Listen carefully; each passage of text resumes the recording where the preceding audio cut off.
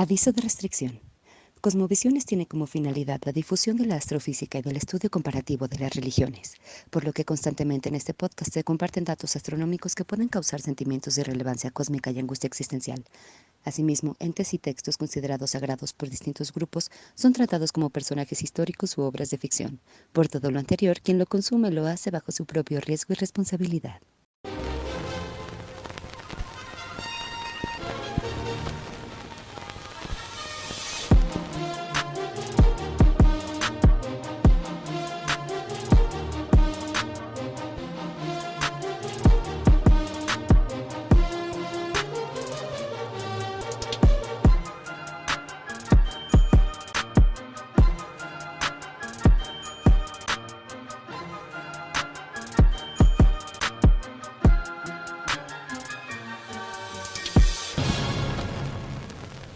Conejos, conejas, conejes y cinejes. Bienvenidas, bienvenidos, bienvenides a Cosmovisiones, el único podcast de mitología y ciencia. Yo soy el conejo blasfemo y junto a mí se encuentra la Amparo Dávila de la astronomía, la Rosario Castellanos de las órbitas interplanetarias, la Elena Garro de las estrellas. Damas y caballeros, anothers, la doctora Trish Luna. Ahora vengo muy estrella. A ver, Simón, yo también era. Muy sol, también que es también estrella. es estrella, Sí, él. venimos muy estrellados. Muy estrellados como huevos, doctora. Este es un zoom de esta. Ándale. Claro, qué bonito. Ajá. La distancia. Ahora me toca hablarte a mí de un tema a ti. A ver, cuéntame de qué me vas a contar, doctora, a mí y a la audiencia. Les voy a contar, bueno, ya ven que el capítulo pasado mío les hablé de exoplanetas, Sí. ¿no? Y entonces empezamos a hablar como de esta formación de los planetas alrededor de las estrellas, entonces decidí que este era el momento para hablar de formación planetaria. Perfecto. ¿No? A lo mejor al final nos centramos un poquito en el sistema solar, pero está padre como explicarles pues esta historia del proceso del nacimiento de una estrella y de un planeta. Ok. Porque al final de cuentas termina siendo el mismo fenómeno. Donde Así nace una que, estrella, nace un planeta, ¿correcto? Así es. O más de un planeta. Que era lo más que de un aprendimos. planeta puede Muy suceder. bien. Sí, ¿Esa no es una sí. película? Cuando nace una estrella. Cuando nace una Cuando estrella. nace una estrella. Con esta Bárbara Streisand, ¿no? Ajá. Cuando nace una estrella, sí, pero no es lo mismo. No es lo mismo. Otro tipo de estrellas. Correcto. No las del 2. Ni de Hollywood. Cuéntenos, doctora. Sí, exacto. ¿Cómo nacen las estrellas? ¿Las estrellas nacen o cómo está Las la estrellas onda? nacen. Entonces vamos a hablar justamente primero del nacimiento de una estrella, ¿no? Ajá. Y en qué contexto nacen. Ajá. Lo que sucede es que pues el universo está hecho de polvo y de gas. Eso es lo primeritito que hubo ya de materia, como después vamos a hablar, podemos hablar de un capítulo del origen del universo, ¿no? Y su Órale. evolución. Ok. Pero en un principio podemos pensar que lo que más hay es gas y polvo, Ok. ¿no? Hay zonas donde se concentra mucho ese gas y polvo y que esas zonas donde hay una concentración, una densidad mucho mayor de polvo es en los lugares en donde van a comenzar a nacer las estrellas. Ok. Esos lugares les llamamos nubes moleculares. Órale. Una pregunta, doctora. Sí. Cuando dice polvo, ¿qué es? O sea, no me imagino que no polvo del que No es del polvo del sacudimos. que sacudes aquí, pero sí es más fino de hecho. ¿A poco? Pero sí puede ser de las mismas cosas de las que están aquí. Al final de cuentas, en un inicio del universo, pues sí, no había todos los elementos químicos que hay ahora, Ujú. pero sí hay ya muchas moléculas en el medio interestelar, que es el medio justo entre las estrellas. Claro. Que están hechas de muchas de las cosas que tenemos aquí, ¿no? Hay Ok. moléculas de agua, moléculas de amoníaco, de óxidos, bueno, de silicio, por ejemplo, ¿no? También grandes cadenas, por ejemplo, de carbono. De hecho, la molécula más compleja que se ha encontrado en el medio interestelar es una molécula de 70 carbonos. Ah, caray. Que se llama fullereno. Fullereno, me Que suena. es como un... O sea, fue famosa cuando se encontró. Porque tiene forma de fútbol. Sí, de balón de fútbol. De balón, sí. Sí. Entonces, esa es la que más compleja se ha observado y así, o sea, en forma de... Pues sí, como es una molécula ya grandota, podemos decir que es forma polvo, Es un ¿no? polímero. ¿Es un polímero? Sí, Ah. no, según yo no. Ah, ok. Según yo no, pero los químicos ahí nos dirán. Ah, muy bien, sí. Pero entonces, bueno, justo hay muchas cosas conforme van muriendo, más bien naciendo y muriendo las estrellas, se van nutriendo de cada vez más cosas el medio interestelar. Y justamente por eso nosotros somos polvo de estrellas.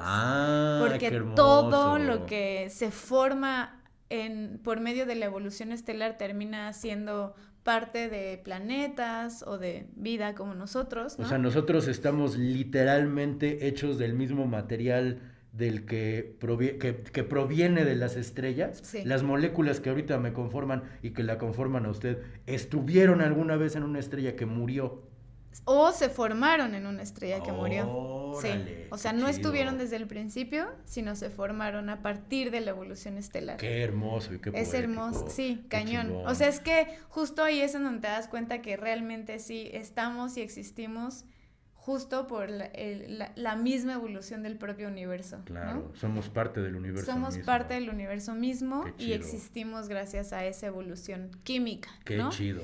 Entonces, esa evolución empieza, podemos pensar que químicamente empieza con el nacimiento de una estrella, ¿no? Okay. Cuando no había habido nunca en el universo estrellas, lo único que había era hidrógeno, helio y un poquitito de litio. Y ya. Tiempo. ¿Hubo un momento en el universo donde había universo, pero no había estrellas? Sí. Órale. Ay, güey. Sí. Vamos a hablar más de sí. eso. Eso está bien otro chido, topic. qué loco. Ajá. Pero el chiste es que entonces las primeras estrellas estuvieron hechas solo de ese material. Conforme va evolucionando el universo, y ya hablaremos otra vez de evolución estelar, y para que hablemos justamente de esta historia química de evolución, se van generando los diferentes elementos químicos. Estrellas que pues ya están naciendo en este momento o un poquito antes, como el Sol, un poquito antes astronómicamente hablando. Claro. Ya tienen este polvo de las nubes moleculares, ya tiene muchos elementos químicos, ¿no? Ya tiene muchas moléculas, ya tiene mucho de dónde agarrar, ¿no? Y entonces, aunque sigue siendo la mayoría hidrógeno y helio, ya tenemos trazas de algunos otros elementos químicos. Okay. Entonces, lo que sucede es que estas nubes de polvo muy denso, tampoco es muy denso como este mantel o como el micrófono, ¿no? Es muy denso en cuestiones interestelares, o sea, sigue siendo no tan denso si lo comparamos con las densidades en la Tierra. Ya, no es una nube de polvo literal que estamos así, no es como caminar en la niebla, haga de cuenta que es así de que... Si estuvieras ahí, puede que sí. Ah, ok. Sí, si estuvieras ahí, puede que sí, porque sí ya son muy, muy densas. Estas... Como así de densas. Así, como las relaciones que humanas. luego uno tiene. Ajá. Pero no son tóxicas. No. ¡Qué hermoso, doctora! Tienen densidades, miren, aquí lo tengo anotado, de 10 partículas sobre centímetro cúbico a 100,000 partículas sobre centímetro cúbico. No, pues es muy denso. Entonces sí es muy denso. Sí. Son los lugares más densos del medio interestelar. Okay. Y de hecho son tan densos que tienes esta nube, que aparte son nubes así... O sea, un sol se ve así y la nube así. Entonces, imagínense qué grandes son. ¿Son nubes de años luz de tamaño? Sí, exacto. Sí, órale. Justo. Esas nubes, además, para tomarles fotos como con el telescopio espacial Hubble y así, se ven preciosas. No sé si has visto una, se las voy a poner aquí, que es uno de los decimos de las guarderías más bonitas de estrellas, que se llaman los dedos de Orión. No. Que están en la nebulosa de Orión, que es una nube molecular muy, muy grande y es de las más cercanas aquí a la Tierra y por eso es muy bonito también fotografiarla y estudiarla. Se estudia justo composición química, abundancias, procesos. Muchos de los procesos de estas primeras partes de evolución de las estrellas se han estudiado justo en la nebulosa de Orión. Ya. Es muy, muy hermosa, las fotos salen increíbles y entonces son cosas enormes, ¿no? Cuando está así de denso el sistema de moléculas, lo que empieza a suceder es que se empiezan a formar grumos mucho más densos, y esos grumos llega a un momento en el que llegan como a una densidad crítica y a un tamaño crítico en donde la gravedad comienza a ser más importante. Eso quiere decir más importante respecto a otras fuerzas que están actuando. Entonces comienza a ganar y entonces comienza lo que le llamamos el colapso gravitacional. Ese colapso gravitacional va a hacer que ese grumo comience a, pues... Grumo de polvo. Grumo de polvo, Okay. de gas y polvo. Okay. Tiene las dos, de gas y polvo. Comience a querer irse al centro de masa de ese grumo. Y ese centro de masa de ese grumo después es el que se va a convertir en una estrella. Entonces, las estrellas normalmente, bueno, comienzan a formarse en este contexto de una nube molecular enorme. Okay. Comienza justo a contraerse este núcleo muy denso en su centro de masa y además comienza a girar. Okay. Gira. Sobre sí misma. Sí, o sea, agarra un eje de rotación, ¿no? Y empieza a girar. Cuando algo gira, todo lo que está también en el centro, pues sí, está como cayendo así, pero también todo lo que va girando se va a ir aplanando, ¿sí? Esto es por una cosa que le llamamos conservación del momento angular, es algo físico, ¿no?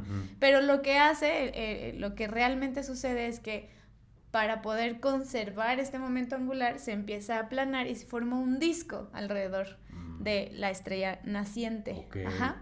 Este tipo de cosas, como les decía, nosotros ya los astrónomos de antes sabían que había varias estrellas que tenían discos alrededor, pero no explicaban muy bien de dónde provenían estos discos. Más bien, no es que no lo explicaran, es que todavía no lograban explicarlo, ¿no? Yeah.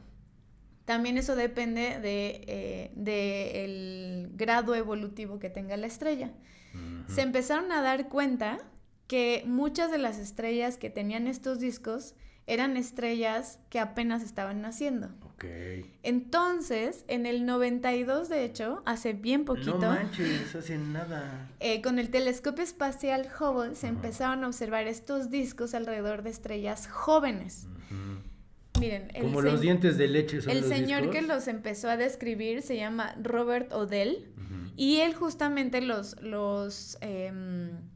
nombró primero como Proplets, y eran justo, ¿no? Como discos Proplets, así les puse. Okay. Somos los Proplets y tocamos rock and roll. Ok. Y los describió como justo discos alrededor de estrellas muy jóvenes. Okay.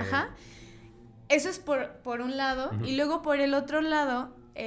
aquí también les voy a poner una imagen de observaciones que se empezaron a hacer de lo que le llamamos Young Stellar Objects, que son objetos estelares jóvenes, y que dependiendo de cómo observaban su espectro, otra vez se acuerdan que esto del espectro es la luz que viene, a ver qué rangos de longitud de onda son las que están. Hay estos objetos, resulta que lo que sucede es que tienen una alta cantidad de radiación en el infrarrojo, mientras que las estrellas tienen su pico de radiación en el visible. O sea...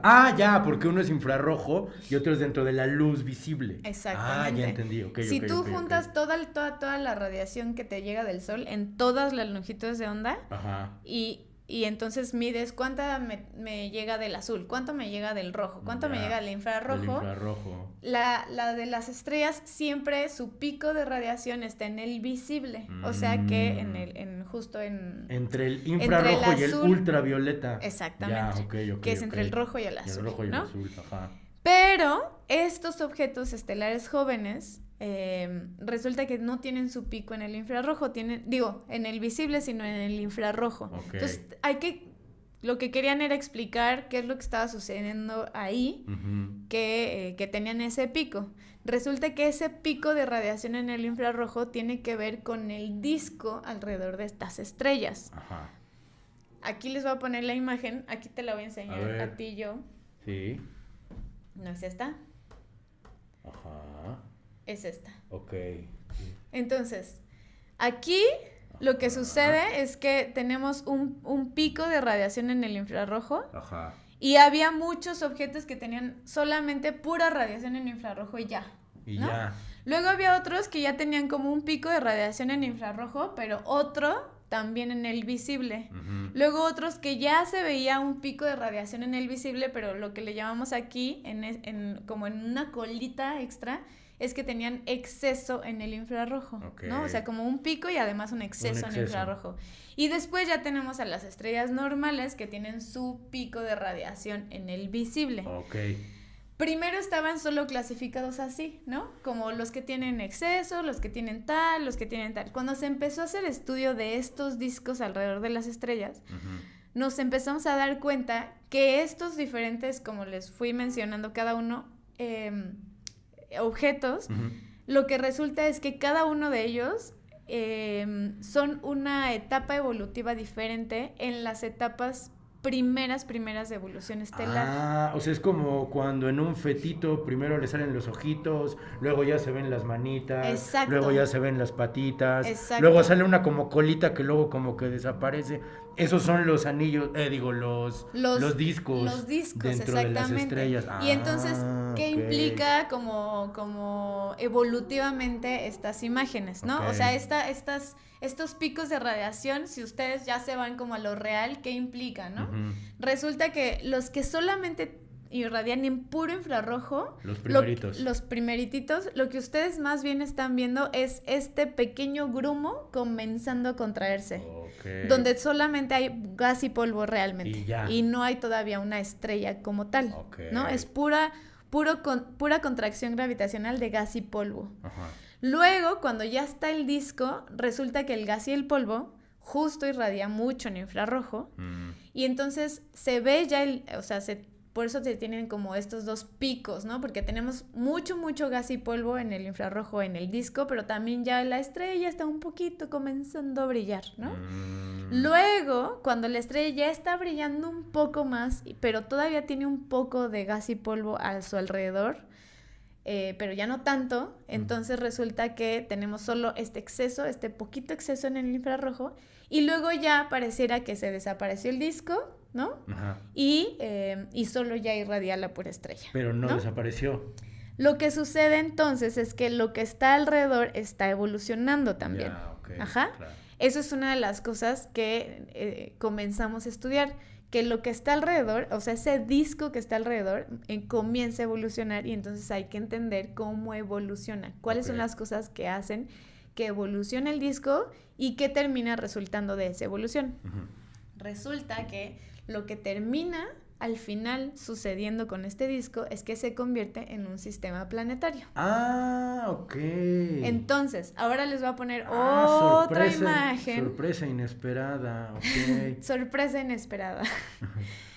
Esta otra imagen que les voy a poner es justamente este proceso en el que ya se ve muy bien y ya se explica muy bien cómo la evolución el nacimiento de una estrella implica el nacimiento de un sistema planetario, sí o sí. Claro. Ahora, va a depender mucho también del contexto como muy particular de la estrella, así los planetas van a poder seguir estando ahí, o si van a tener el tiempo necesario para evolucionar, o si la estrella es demasiado masiva que sus vientos estelares van a destruir a sus planetas rápido, o si tiene muchas estrellas alrededor, y entonces si por ejemplo yo soy una estrella chiquita y tú eres una estrella enorme y tus vientos estelares van a destruir todo lo mío, también si estamos muy cerquita pues también como que eso no. Entonces necesitamos justamente estudiar, pues ahora sí que cada disco respecto a su entorno, ¿no? Y eso también ha sido súper interesante, porque todos los modelos de evolución de discos pueden decirte más o menos qué esperas, pero cuando ya se hace observación de discos protoplanetarios resulta que dices, güey, esto está mucho más difícil. ¡Ah, qué raro! Sí. Entonces, Lo padre es que ya tenemos muchos instrumentos que estudian discos protoplanetarios reales, ¿no? O sea, Ajá. que ya ahora ya sabemos que son justo discos, de hecho por eso ya se les puso discos protoplanetarios, Ya. porque son antes de los planetas. Claro, antes ¿no? de ser planetas son Antes discos. de ser planetas son discos que van a dar origen después a los planetas. Entonces, lo que va a suceder es que tenemos por su parte a la estrella evolucionando, ¿no? Ajá. En el centro, donde cada vez va a ir pues adquiriendo más material de esta nubecita que está pues colapsando en su centro. Y mientras, todo lo que está alrededor también va a resentir la evolución de la estrella, pero además su propia evolución. Porque de polvo, de micras de diámetro, vamos a formar planetas como Júpiter. ¿De micras de diámetro? O sea, años luz de ancho, pero micras de diámetro, literalmente micras, o sea, de... Sí, sí, ¡Aso! el polvo, sí, Ok. sí. O sea, es un disco muy... No. Ah. Motas de polvo de Ajá. ese tamaño. Ah, vaya, pensé Sí. que el ancho del disco No, eran micras y dije, no, espérame. No, de ok. hecho, Ya. sea, son tan anchos al principio que tapan a la estrella por completo. Vaya. Por eso es lo único que vamos a irradiar nosotros Ya. es el propio disco y no Claro, la estrella. No la estrella. Ajá, sí. Vaya. No, ok. sí, pero entonces justo, ¿no? O sea, Ajá. de comenzar siendo como una esfera que está colapsando, después se forma un disco, como un toroide, hace cuenta, alrededor de la estrella. Otra vez esta es mi estrella, acuérdense. Claro. Y después, entonces, necesitamos entender, y lo que sucede es que mientras va el polvo y el gas evolucionando alrededor de la estrella, también se va cada vez más achatando. Eso quiere decir que, por ejemplo, una mota de polvo que está aquí, y este es el centro de la estrella, ¿no? Va a ir cayendo siempre hacia acá, o una de acá hacia acá. Entonces, esta parte del disco, le decimos el plano medio del disco, va a evolucionar diferente a las que están acá, ¿no? Ok. Muchas de estas van a caer, y sobre todo también mucho del gas va a terminar también evaporándose a lo largo de los miles de años. ¿Por qué? Porque la estrella va a comenzar a irradiar cada vez más caliente. Entonces, todo lo que esté muy cercano a la estrella se va a perder también rápido. Una, porque va a caer hacia la estrella, o porque va a sentir mucho calor de la estrella y se va a evaporar. Ok. Ajá. Después de esto se forma como un huequito alrededor de la estrella donde realmente nada puede crecer, y de ahí para afuera comienza a haber ahora sí ya crecimiento de material sólido en los discos. Ajá. Esto también implica que el material sólido, dependiendo de a qué distancia esté de la estrella, va a evolucionar diferente. Tenemos como lo cercano, lo después del hueco, lo cercano al disco, va a crecer cosas, pero que aguanten una temperatura bastante fuerte, porque todavía están muy cerca de la estrella. Todos esos materiales que aguantan esas temperaturas fuertes para poder seguirse solidificando a esas temperaturas, les llamamos material refractario. Ok. Y- Tupperware, ajá. Tupperware. Material Tupperware, ajá. Y entonces, ¿qué pudiera estar anunciando? Y entonces el Tupperware, pero entonces, o sea, el material que aguanta el calor, el refractario. Ajá. ¿Ese Es como, y eso afortunadamente, como ya tenemos muy bien caracterizados muchos materiales y muchas moléculas aquí en la Tierra, Ajá. entonces, por ejemplo, sabemos que el calcio aguanta esas temperaturas, Ya. el silicio aguanta esas temperaturas, el Ok. magnesio aguanta esas temperaturas, mientras que cosas no aguantan eso, pues el agua, el amoníaco, todos esos compuestos que no aguantan temperaturas tan altas, No pueden estar ahí. no están aquí. Se forman a partir de lo que le llamamos la línea de nieve, Ok. que es justamente la línea a la cual nos da una temperatura necesaria para que ya se puedan mantener estables hielitos de agua, Ya, por ejemplo, claro, ¿no? sí. Que es el agua sólida, ¿no? Sí. De la línea de agua para afuera, que son hasta 100 unidades astronómicas, o sea, Ok. sí son bastante anchitos los discos. Ahí ya podemos tener este otro material que aguanta temperaturas más bajas. Ok. Ese material que aguanta temperaturas bajas se le llama volátil. Volátil.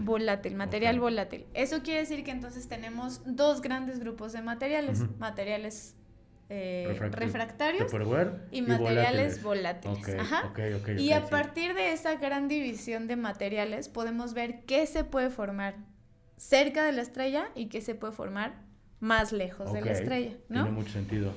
Exacto. Y entonces, además, también lo bonito es que podemos nosotros ya, o sea, como ya sabemos muy bien qué materiales, qué compuestos químicos hay en las nubes moleculares, esa es nuestra materia prima de la cual se va a formar todo, ¿no? Ya, claro. Entonces podemos decir, pues si hay mucho carbono de este lado, pues seguramente todo lo de alrededor va a tener mucho carbono. Claro. Si tiene mucho silicio, pues todo lo de alrededor va a tener mucho silicio también, ¿no? Dependiendo ya otra vez del espectro electromagnético de la luz que estamos observando de las nubes moleculares. Órale, y después de los discos también, ¿no?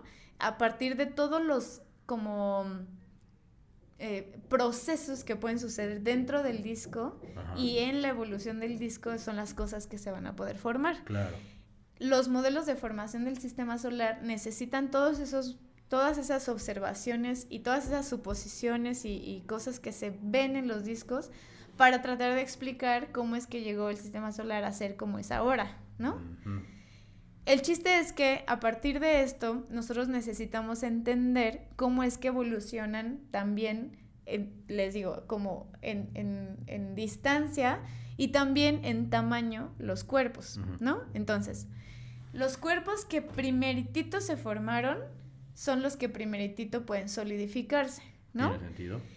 Los que primero se solidificaron son un tipo de cosas como geológicas que les llamamos inclusiones de calcio y aluminio. Inclusiones. De calcio y aluminio. Okay. Estas inclusiones son hechas de calcio y aluminio. ¡Ay, güey, a huevo! Exactamente. Y después los otros compuestos, más bien cosas que se ven que tienen edades también muy, muy antiguas, son esferas de silicatos que les llamamos condros, que es justo lo que yo estudio. Ok. Experta en condros. Experta en condros. Muy bien. De hecho, no sé si subimos el capítulo donde hablé de mi doctorado o no, o eso de después. Eso es después, ajá. Bueno, cuando ustedes lo puedan ver, spoiler, ajá. Ahí explico mucho más de estos primeros, de los condros y de las inclusiones, porque además pues terminan siendo los sólidos, los primeros sólidos que se formaron en el sistema solar. Y después sigue creciendo el polvo, ¿no? Dependiendo hay justamente pues procesos que ayudan a que se siga solidificando cada vez más, cosas cada vez más grandes, ¿no? Okay. Por ejemplo, las inclusiones pudieron haberse ido juntando por medio de un proceso que le llamamos aglomeración, que es nada más como irse como juntando, pegando, aglomerados, ajá. Sí. Eso también depende tiene uno que medir distancias y sobre todo velocidades a las cuales van como viajando todas estas partículas en el disco para ver si físicamente es posible que se peguen o más bien que se destruyan, etcétera, ¿no? Luego los condros se formaron por medio de procesos térmicos y luego después hubo otros procesos de... no después, a lo mejor al mismo tiempo todo estaba sucediendo. También procesos en donde los cuerpos un poco más grandes comienzan también a chocar y unos a destruirse, otros se vuelven más grandes. ¿De qué tamaños estamos hablando, doctora? ¿Cómo de qué tamaño es un condro? Qué buena pregunta. Todos estos cosas son chiquitos. Los condros lo más grandes que pueden llegar a ser son como de 1 centímetro. O sea, diminutos. Diminutos. Su madre, sí, diminutos. Y a partir de eso les... Ay, no, la ley nos volvió a caer. Siempre nos cae la ley. Viernes, ya legitima tu estudio de tatuajes, hombre. Llega la gente aquí que la infección y la infección. Pero, acuérdense, aprovechando, hagámosle comercial a Viernes. Vengan a tatuarse Estudios Calavera con nuestro gran productor Viernes, hace chingones. Pero entonces los condros son chiquitos. Son muy chiquitos. Y son muchísimos miles de millones de trillones de cuatrillones. Exacto. Esos se formaron por diferentes procesos también dentro del disco. Por ejemplo, podemos hablar de procesos de ondas, de ondas de choque les llamamos, ¿no? Donde son momentos en los que un fluido cambia muy abruptamente su temperatura y su presión. Ok. Bueno, son cosas como un poco más como termodinámicas y ahí. Pero el chiste es que después, cuando son un poquito más grandes, tenemos ahí una duda que de hecho de los centímetros a que llegan a tener tamaños de metros, Ajá. hay una duda ahí que justamente se le llama el problema de los metros. Ok. ¿Por O sea, qué? literalmente no sabemos. Todavía no Ok, sabemos cómo es que ok. llegan, cómo crecen los sólidos en el disco de centímetros a metros. Porque en los modelos, por ejemplo, computacionales que se hacen, si los pones muy fuerte, pum, se rompen. Ok. Y, o sea, hacen muchas pruebas para tratar de ver cómo logran crecer tanto y tan rápido. ¿Por qué necesitamos que crezcan rápido? Porque resulta que también las observaciones y los modelos nos han dicho que los discos protoplanetarios, el gas de los discos protoplanetarios, lo más que dura son 10 millones de años. Ok. Entonces, a los 10 millones de años, cualquier sistema planetario que tú quieras formar se debía haber formado hasta esa cota. O ya no hay tiempo, ya simple y llanamente no se puede. Ajá, Ok. porque ya no tienes gas. Y el gas es el necesario para formar planetas gigantes como Júpiter y Saturno. Ya entiendo, Ajá. claro. Entonces, como sabemos que existen Júpiter y Saturno, Ujú. y además muchos Júpiters, Ajá, muchos Saturnos, sí. muchos Hot Júpiters y Ajá. cosas así, Júpiter entonces caliente, sabemos que necesitamos que todo el proceso de formación planetaria haya durado menos de 10 millones de años, ¿no? Entonces, todos los modelos que tratemos de proponer necesitan, si te sale que tu planeta se formó en 5,000 millones de años, ya no, bye. ajá, exactamente. Claro. Entonces, es una cota observacional que le ha puesto a los modelos de formación planetaria. Entonces, después de pasar la barrera de los metros, de barrer. De barrar la pasera. Y entonces, pero entonces neta no sabemos. Todavía no. No sabemos por qué o no sabemos cómo.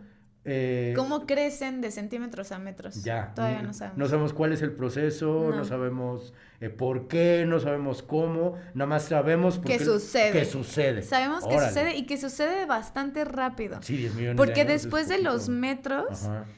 comienza a formarse por lo que le llamamos interacción ya gravitacional. Eso quiere decir que ya la gravedad comienza a ser más importante y ayuda a que vayan creciendo más los cuerpos. Okay. Grandotes que muchos chiquitos se le van juntando y cada vez es más grande. Y también es por un proceso que llamamos que es de crecimiento jerárquico. Eso quiere decir que los grandes van a crecer más, los chiquitos van a ser nada más comida para los grandes. ¡Qué raro! Ajá. Todo se repite, como es arriba es abajo. Exacto. Okay. Entonces, lo que sucede es que mientras los grandes van siguiendo creciendo, también van evolucionando como en su estadía en el disco, ¿no? El gas comienza también a evolucionar. Todo, por ejemplo, el gas que está muy cerca de la estrella se evapora muy rápido. Y entonces, en todos los lugares en donde se forman las cosas muy refractarias, casi ya no tenemos gas. Okay. El gas se pierde muy, muy rápido. Se evapora. Se evapora muy rápido. Mientras que después de la línea de nieve para afuera, ahí el gas soporta hasta los 10 millones de años, ¿no? Okay. Entonces, ¿dónde se pudieron haber formado los gigantes gaseosos? Después de la línea de nieve. No más cerca. No antes, ajá. Ajá. Y es por eso que justo sabemos que los Júpiters calientes no se pudieron haber formado donde están ahorita. Claro. Porque no hay el gas suficiente para que decíamos que se habían movido, que se habían ido, o sea, acercado, y luego alejado, y luego ya, claro, sí. Los Júpiters calientes en particular se quedaron cerca, o sea, ya no se regresaron para Pero no pudieron haber sido creados donde están, porque no se puede, no hay las condiciones para que exista ese tipo de planetas. Ya, el gas se evapora, claro, ¿no? Y para crear un planeta gaseoso necesitamos mucho gas. Bueno, pues sí. Entonces, después... lo que sucede es que en esta parte como interna de los discos comienza a crecer mucho el material, ¿no? Unas rocas muy calientes y muy grandotas, ¿no? Se terminan de formar ahí. Ahí es en donde entonces ubicamos la formación de planetas tipo terrestre. Ya. Ajá. antes de la línea de nieve. Después de la línea de nieve tenemos entonces muchos más materiales, porque no solamente tenemos los que están aquí, que se pudieron haber también formado un poco para acá, Ajá. sino también todos los que son volátiles, que son normalmente les llamamos hielos. Hielos de agua, hielos de amoníaco, hielos de sulfuros. Órale, ok. Y de metano, ¿no? Y entonces todos esos son material extra que tiene la formación planetaria para formar planetas. Como es más material, normalmente son más grandes también los planetas que se pueden formar ahí, y ahí entonces vemos que se pudieron haber formado planetas como Júpiter y Saturno, Ajá. Urano y Neptuno del otro lado, ¿no? Y entonces lo que sucede es que tenemos todo este contexto que nos ayuda a entender también por qué, por ejemplo, cuáles son los procesos en que se pierde el gas, ¿no? El gas se pierde no solamente por la misma radiación de la estrella, sino por la radiación que le está llegando también externa al sistema. Mero espacio, ya. Del mero espacio, que recordemos otra vez, está todo bajo un contexto de una nube molecular grandota donde nada, además, no solamente se forma una estrella, normalmente se forman muchas estrellas al mismo tiempo, de muchos tamaños. Por eso dijiste hace rato guardería, porque son como bebecitos que están todos muy cerca. Ah, ok. Sí. Ya. Empiezas a colapsar tú y empieza a colapsar otra acá y otra acá y otra acá y otra Órale, acá. okay. Y también depende del grumito, qué tan grande, qué tan masivo sea ese grumito que comienza a colapsar, es el tipo de estrella que vamos a tener, ¿no? Recordemos que las estrellas como el Sol realmente son bastante pequeñas, tenemos estrellas mucho más pequeñas que son como las enanas M, y tenemos estrellas mucho más grandotas como las A o las O. Todas nacen igual, ¿no? Nada más depende de la masa del pequeño grumo. Y obviamente también por pura estadística, pues abundan más las chiquitas que las grandotas. ¿A más grande el grumo, más grande la estrella? Sí. Okay. Pero también entonces esas estrellas van a tener vientos muy fuertes que a lo mejor si sí se estaba formando un planeta lo terminan destruyendo, ¿no?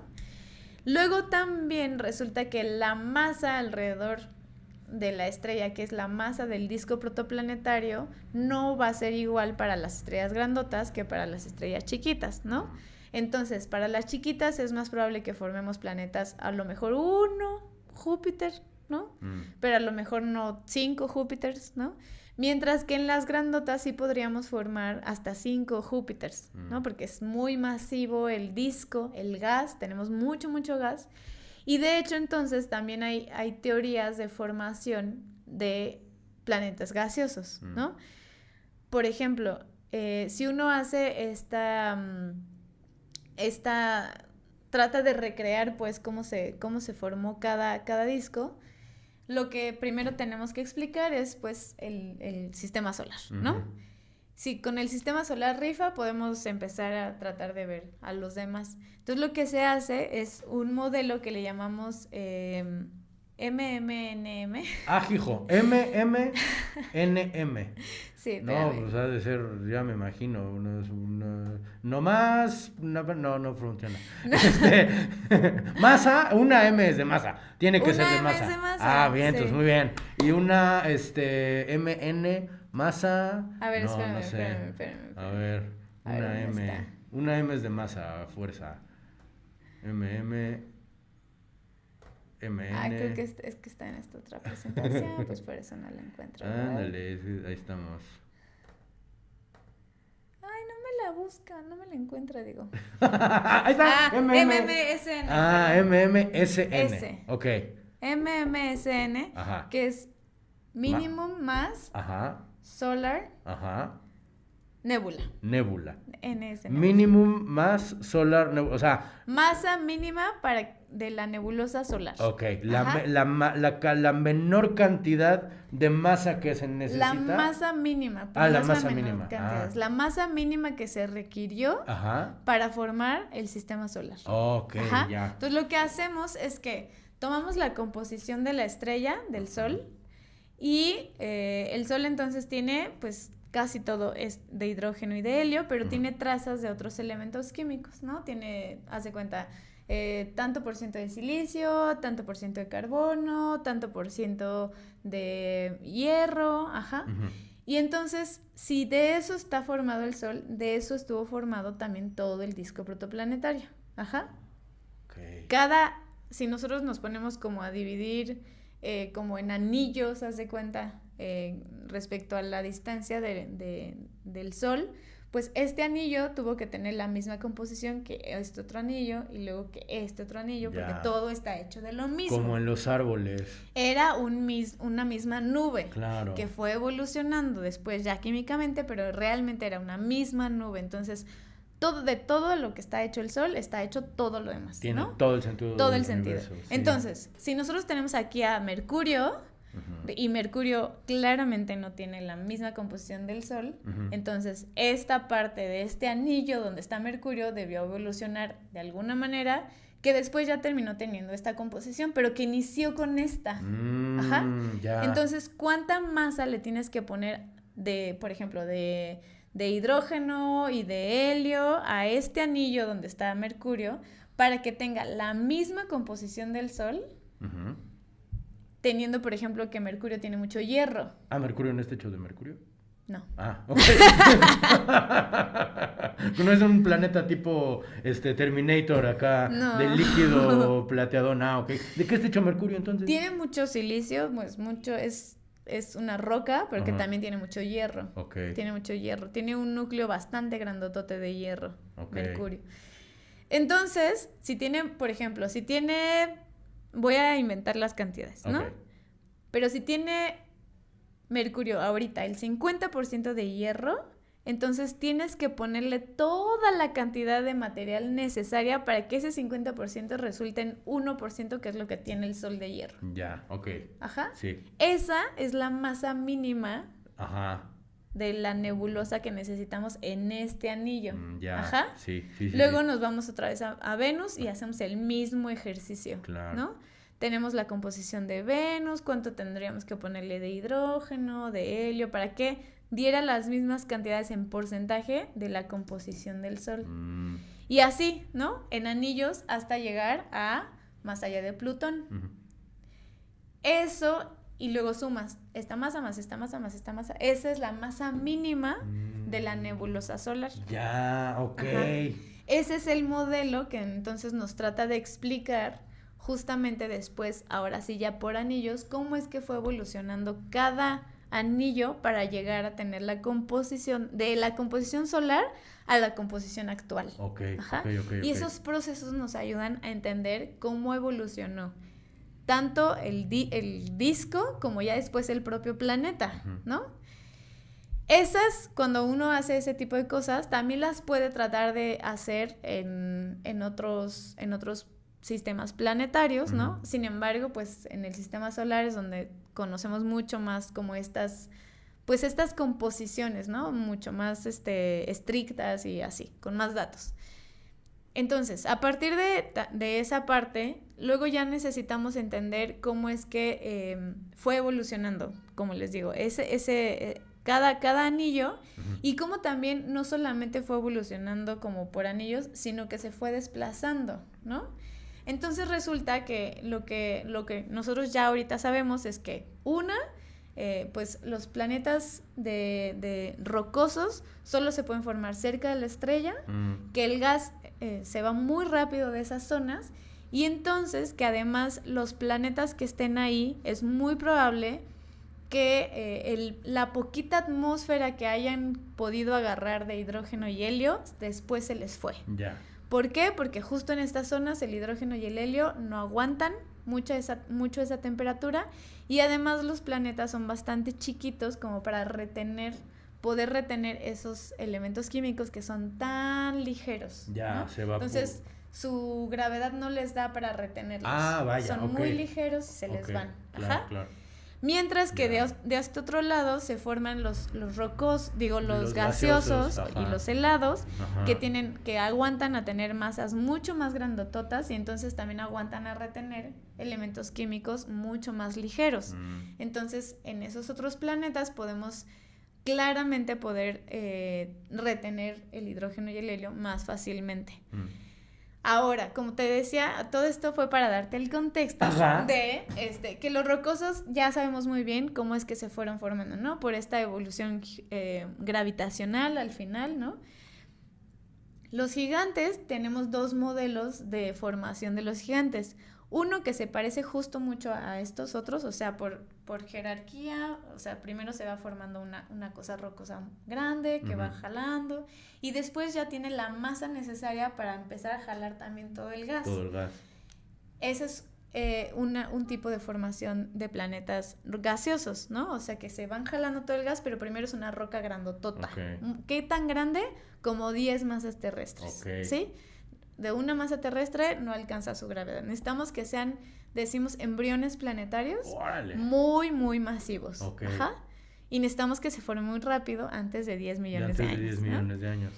Luego, para las estrellas muy grandotas, donde sabemos que también sus discos van a ser muy grandotes, hay otro modelo de formación de gaseosos donde se parece mucho a la formación de una propia estrella, ¿no? O sea, que en el propio disco empieza el propio disco a sentir grumitos. ¡Órale! Que llamamos que son inestabilidades gravitacionales, y de esos mismos grumitos comienza a formarse el propio planeta. Ok. Eso le llamamos por colapso del disco, por pequeños colapsos debido a inestabilidades gravitacionales.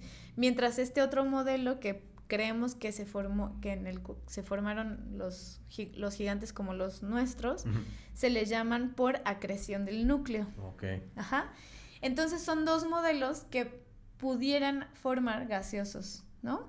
Y depende mucho también de la masa del disco inicial. Entonces, aunque nosotros digamos, ay, no, es que yo voto porque Júpiter se formó por colapso gravitacional en vez de por acreción del núcleo, si tomas esta masa mínima de la nebulosa, no da la masa para que Júpiter se haya formado de esa manera. Okay. Necesitamos que sea mucho más masivo el disco para que esa inestabilidad por colapso gravitacional suceda. Como ustedes saben, la gravedad, aunque es la fuerza que moldea al universo, es la fuerza más débil también. Sí, entonces necesitamos masas demasiado grandes para que realmente la gravedad se pueda notar pues ahora sí que su actividad, ¿no? Su influencia en la materia. Una pregunta, doctora. Estos dos modelos de formación no es que sean dos teorías que se contraponen, sino como hay dos modos los cuales se pueden formar los gigantes gaseosos. Exacto. Pero es o una u otra, ¿no? Exacto. O sea, no es posible que Júpiter se haya formado por acreción, sino por ¿cuál era la otra? No, por acreción. Júpiter sí fue por acreción. Sí. Ajá, ok. Y no se pudo haber formado por inestabilidad gravitacional. Ok. No es que sean teorías que se contraponen, sino que es o una u otra. Okay, dependiendo del disco y de la estrella que se está formando. Muy de bien. Hecho, los gaseosos que se forman por inestabilidad gravitacional, como la inestabilidad jala toda esa parte de su disco, eso quiere decir que si ya se estaba formando un terrestre, pues fúmbale, ¿no? O sea, ya lo destruyó. Okay. Entonces, es muy probable que todos estos discos muy masivos no puedan formar planetas terrestres. Porque se los lleva, claro.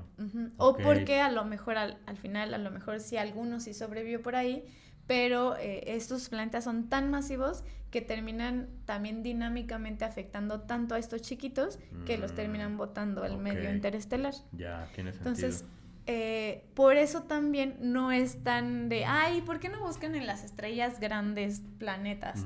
Sino porque también es mucho más... Ese es un ambiente mucho más, pues, extremo para los planetas chiquitos, ¿no? Es mucho más fácil encontrar planetas chiquitos alrededor de estrellas chiquitas, ¿no? Porque todo se forma también más lento, los procesos son lentos, los procesos son también, pues, con la estrella es mucho más llevadero, ¿no? Y las masas de los discos también son más acorde, ad hoc, Okay. a los planetas terrestres. Otra vez, ¿por qué queremos planetas terrestres? Porque lo que realmente al final... Claro. No, y te voy a decir, o sea, hay astrónomos que sí estudian planetas gigantes, Ajá. ¿no? O sea, no es que... Nadie en el Nadie mundo, los quiera nadie estudiar le porque entienda. guácala. Sí, claro, Ajá, sí. no. No es tabú tampoco, no está prohibido. No. Sí. Pero para fines de también del interés mío, Claro. ni modo yo soy la que le está contando Pues las sí, cosas. ni modo que quede. Exacto, ni modo que pues al final siempre vamos a estar pensando en qué tipo de planetas son los que nos interesan como para estar contestando esta pregunta de vida en otro lugar, ¿no? Claro. Entonces, pues los terrestres, como vimos en el capítulo pasado mío, son los buenos, ¿no? Okay. Y cuáles son realmente estas características que tienen los planetas. Pero bueno, entonces, va evolucionando, ¿no? Crecen los terrestres aquí alrededor, crecen los gigantes más afuerita. lejos, y el gas se va evaporando. Todo lo que ya no termina siendo planeta, pues son asteroides, ¿no? Rocas ahí que quedaron, ¿no? Al final ya se formó el sistema planetario completo, y en esa etapa donde ya un planeta, más bien un sistema pierde todo su gas, le llamamos que es un disco de escombros. Órale. Los discos de escombros... Como los de Maná, ¿no? Cuando... Un disco de escombros, ya, huevo. Sí. ¿Qué te puedo decir? Que sí te gusta Maná. No es cierto. Pero, Pues me gustaban los primeros discos de huevo, Maná. pero... Todo el mundo dice que las odia, pero se saben las canciones, la Sí, verdad. no, sí, ponme. Pon una viernes. No, porque nos no, derechos, desmonetizan. exacto. Sí, no se puede, hay que poner libre de Pero derechos. podemos rayando. No me raye mi camisa, es la única que tengo, doctora. Pero y Bueno, está entonces bien. los discos de Maná, ¿de qué? ¿De escombro? Son lo que queda cuando ya se está evaporando. Cuando ya se terminó de ya, evaporar ya el no hay disco. disco, ya no existe el Sí, disco. exacto. Okay.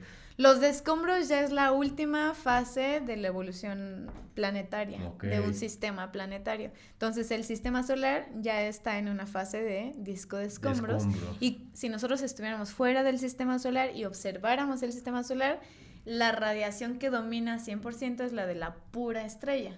Y entonces por eso ahora nos podemos regresar a lo que dijimos hace ratito, que cuando ya es un young stellar object evolucionado, ya no tan young, ya no tan joven, entonces lo que realmente domina en el espectro es la pura estrella, y por eso ya está en el visible, esta radiación. Entonces, esa es la parte justamente de pues una evolución del sistema, de un sistema planetario como muy general, ¿no? Ya va a depender, como les digo, depende de la estrella, de si tiene estrellas alrededor, de si sucede, por ejemplo, una supernova muy cerquita, o si está muy alejado, etcétera, ¿no? ¿Qué pasa con, perdón que me regrese tantito con el disco? Porque dijo hace rato que cuando se están formando los gigantes de gas, se hace como un grumito nuevo, ¿no?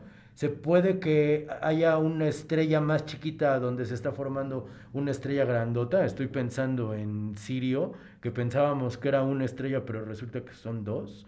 O sea, lo que pasó es que nació Se una formaron dos grumos grandototes. Juntitos. Sí. Ya. Sí. No es que estaba en proceso de ser un planeta gaseoso y luego se convirtió en una estrella. No, porque necesita, o sea, para haz de cuenta que para un planeta gaseoso necesitas 10, para una estrella 1000 de masa, ¿no? O sea, es mucha la diferencia de masa que necesitas.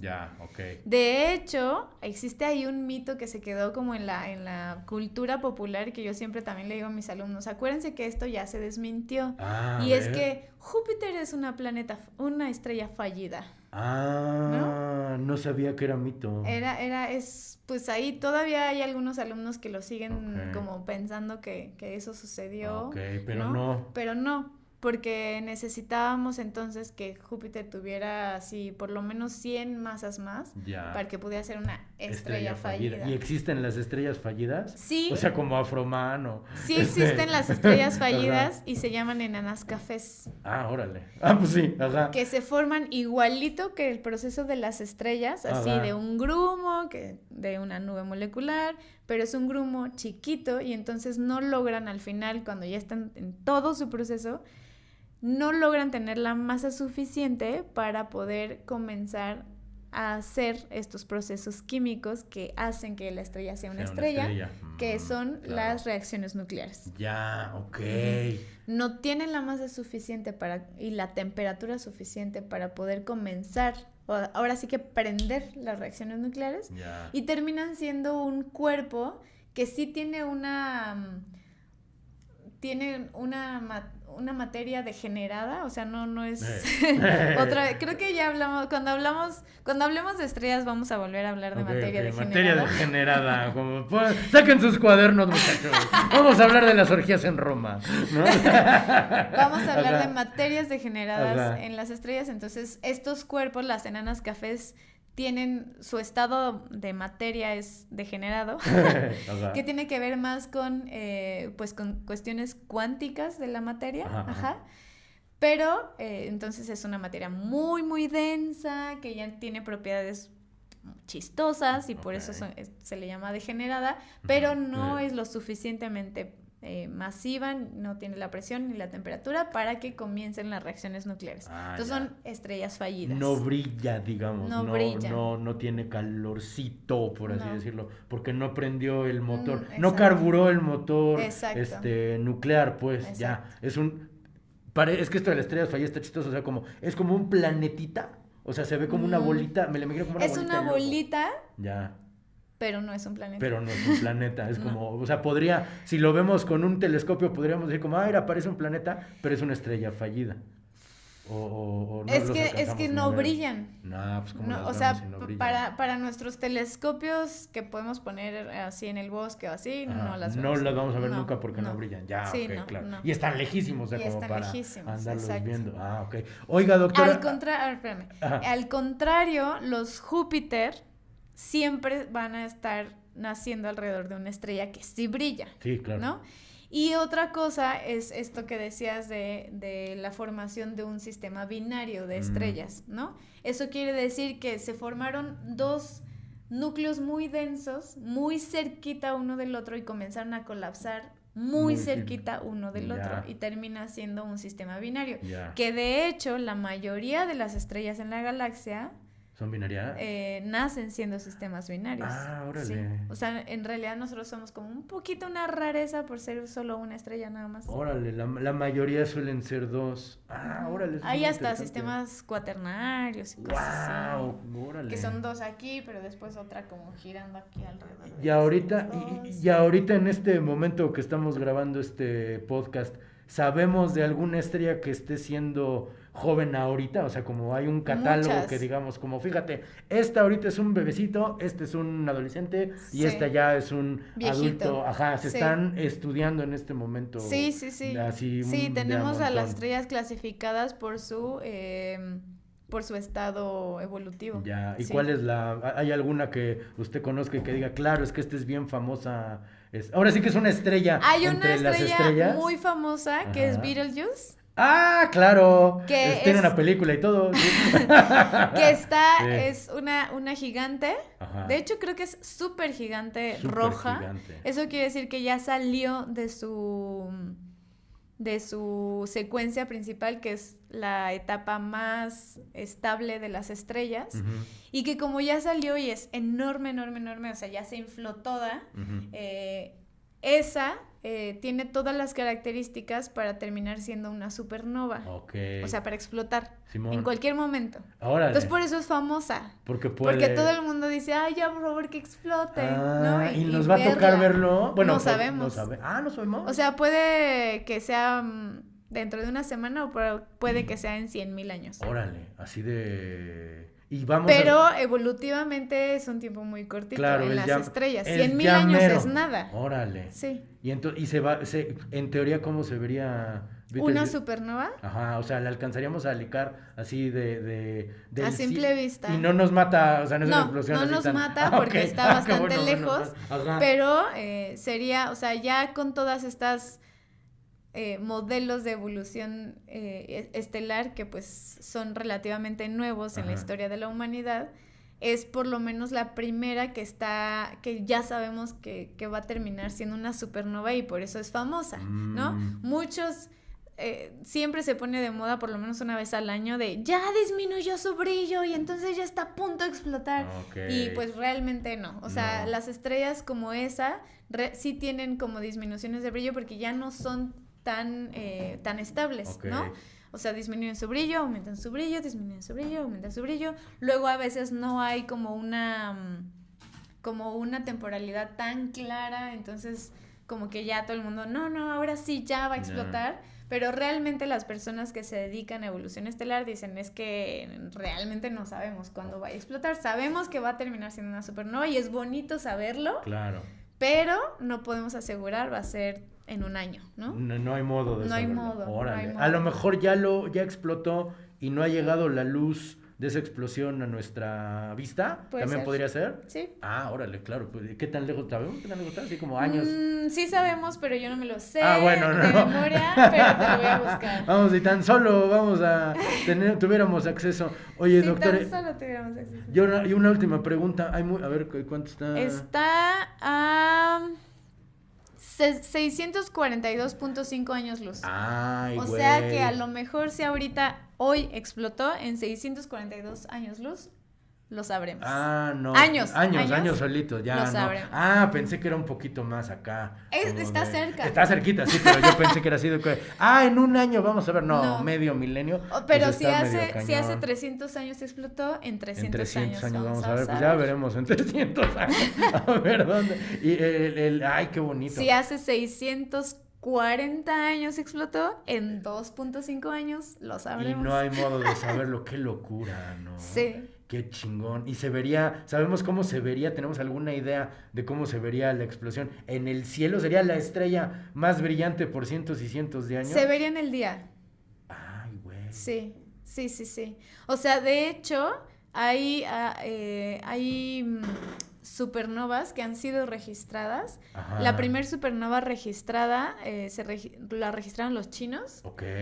Y fue muy famosa justo por eso. Uh-huh. Y después creo que Tycho Brahe, ¿cómo no? También registró una. Ajá. A ver, ¿Y se veía una estrella durante el día en la época de Tycho Brahe? Sí. A ver, aquí está. Aquí tengo estas dos supernovas. Órale. Miren. Ahí está. La supernova 1987A. Ajá. Se vio en 1987, se ok. registró, pero sucedió hace 170,000 años. Pensé que en 1987... En 1987 llegó su luz a la Tierra. Ok, órale. Pero sucedió hace 170,000 años. Cámara. Ajá. Y la primera registrada es esta que está acá, que es la supernova del Cangrejo, que esa se registró el 1054 por los chinos. Ok. Ajá. Y se veía así nomás una estrella durante el día, durante días y meses y años. Sí, disminuye rápido su brillo, okay. pero, bueno, es una explosión, pero por lo menos, pero por lo menos sí por unos días sí se observa. Ay, ojalá, sí estaría chido. Sí estaría increíble. Sí estaría chido. La verdad es que sí. Mira, también tanto que me gusta la película del Beetlejuice. Pero antes de eso, antes de que explote una estrella, sucede la formación planetaria. Claro. ¿no? Y entonces ya para cerrar, lo que están haciendo pues todos estos modelos de formación planetaria es entender cómo, por ejemplo, también se forman planetas que no se formaron aquí, que son como los mini Neptuno y las supertierras, que hablamos ya de ellos. Porque, por ejemplo, las supertierras necesitan son rocas también muy grandotas, pero a lo mejor que no retuvieron tanto material volátil, y entonces por eso no tienen una atmósfera tan grandota y se ven más como supertierras que como gigantes, ¿no? Por ejemplo. Entonces, bueno, eso hace que la evolución planetaria también sea todo un tema de investigación actualmente. y que además en el propio sistema solar todavía estamos pensando qué fue lo que sucedió. Entonces vamos a hablar rapidísimo cuáles son los dos modelos que explican la estructura del sistema solar. Lo voy a explicar rápido porque ya tenemos poquito tiempo, pero lo que sucede es que en un principio hay cosas que no se podían explicar. Una, la masa de Marte. Marte tiene una masa bastante pequeñita y los modelos predecían que por lo menos masa terrestre hubiera tenido, ¿no? Luego la otra es también la masa de Urano y Neptuno. Que son también, ¿no? No, que debieron haber sido más chirris, de hecho. Ok. Debieron haber sido más chirris. Y la otra es también la posición de los planetas, ¿no? Entonces, a partir de estas cosas que queríamos explicar, hay también de cómo adquirieron el material volátil los planetas terrestres, porque ya dijimos, ¿no? Los planetas terrestres no pudieron haber formado volátiles, los perdieron, tal. Sin embargo, tenemos materiales volátiles. ¿Qué? El agua, ¿no? ¿Por qué tenemos océanos? Claro. O sea, si todo ese material se debió haber evaporado, ¿por qué lo tenemos? ¿Por qué lo tenemos? No sé. Entonces, lo que resulta de estos modelos también tiene que ver con evolución geológica de las propias rocas, ¿no? Mucho material volátil pudo haberse quedado como atrapado en estos materiales rocosos y después los terrestres tuvieron un proceso que le llamamos degasificación. Eso quiere decir que conforme fue siendo lava el planeta, también fue como saliendo todo el gas atrapado en estas rocas y ese gas es la segunda atmósfera que pudo haberse formado en los planetas gaseosos. Digo, en los planetas terrestres. Y además debió haber sucedido también otro proceso donde mucho del material volátil por acá que se quedó interactuando dinámicamente con las órbitas de los grandotes, terminó cayendo también a los que ya estaban aquí formados. Ok. Hubo un momento en el, como históricamente, temporalmente, que hubo mucho de ese material cayendo hacia estos lados del sistema solar. A ese momento histórico le llamamos el bombardeo pesado tardío. Órale. Y en ese momento, por ejemplo, es cuando ya se sabe que muchos de los cráteres de la Luna se formaron. Okay. Y entonces mucho de ese material volátil también llegó a la Tierra. Okay. Ajá. Eso también explica la formación de mares, de todo ese material volátil que llegó. Wow. Ajá. Entonces, ahora, en el contexto más grande de evolución del sistema solar, ¿cómo es que sucedió todo esto? Ajá. Y ahí es en donde justamente metemos a la migración planetaria, donde Júpiter y Saturno debieron haber entrado más cerca de la línea de nieve. Ajá. No es cierto, no tan cerca, pero más cerca de lo que están. Más cerca de lo que están. Ajá.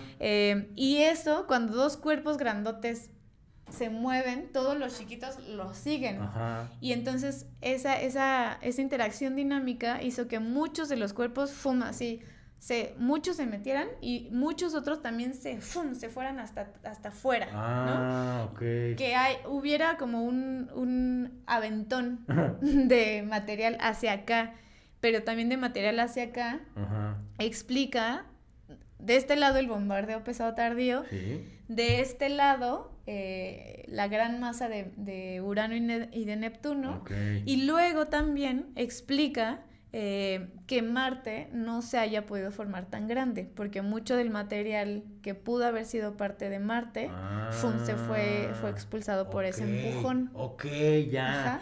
Sí. En los primeros años o millones de años de esta evolución se explican con un modelo que se llama el Grand Track. Okay. Y después los otros millones de años para que se termine de formar la estructura del sistema solar se llaman justamente el modelo de NISA. Okay. Niza como la ciudad de Francia. Ajá. ¿Porque ahí lo estudiaron? O sea, ahí lo inventaron. Ahí se propuso, ok. justo, No, sí. no es una persona que se llama Niza. No. Ya, ok, no, como un güey que se llama Morelos. Se propuso en un lugar, en un grupo de la Universidad de Niza. Ah, Ajá. ok. Que son expertos en cosas como planetarias, los de Niza y así. Órale. Entonces, estos dos grandes modelos de formación del Grand Track y el modelo de Niza explican la estructura y la ¿cómo se dice? Como la organización. La organización del sistema solar. Actualmente. Ah, Ajá. ok.